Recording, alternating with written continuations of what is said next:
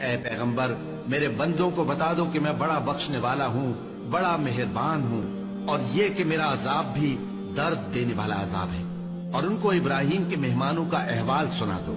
جب وہ ابراہیم کے پاس آئے تو سلام کہا۔ انہوں نے کہا کہ ہمیں تو تم سے ڈر لگتا ہے۔ مہمانوں نے کہا کہ ڈریے نہیں، ہم آپ کو ایک دانشمند لڑکے کی خوشخبری دیتے ہیں۔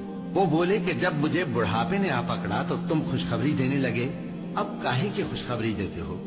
انہوں نے کہا کہ ہم آپ کو سچی خوشخبری دیتے ہیں، سو آپ مایوس نہ ہوں۔